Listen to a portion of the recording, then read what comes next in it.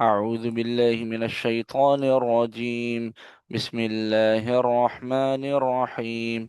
وإذ قال موسى لقومه اذكروا نعمة الله عليكم إذ أنجاكم من آل فرعون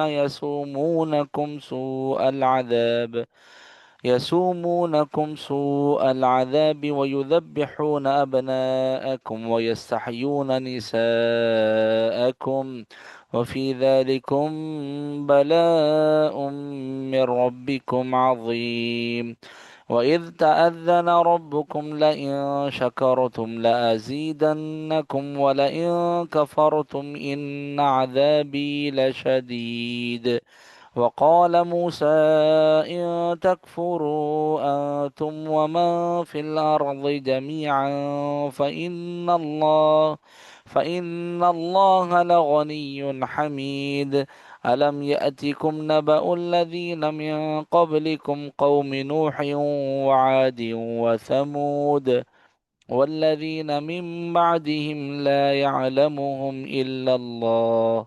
جاءتهم رسلهم بالبينات فردوا أيديهم في أفواههم وقالوا إنا كفرنا بما أرسلتم به وإنا لفي شك مما تدعوننا إليه مريب. قالت رسلهم أفي الله شك فاطر السماوات والأرض يدعوكم ليغفر لكم من ذنوبكم ويؤخركم إلى أجل مسمى.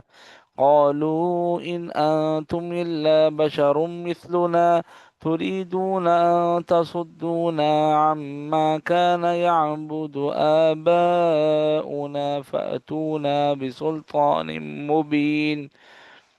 قالت لهم رسلهم إن نحن إلا بشر مثلكم ولكن الله يمن على من يشاء من عباده وما كان لنا أن نأتيكم بسلطان إلا بإذن الله وعلى الله فليتوكل المؤمنون.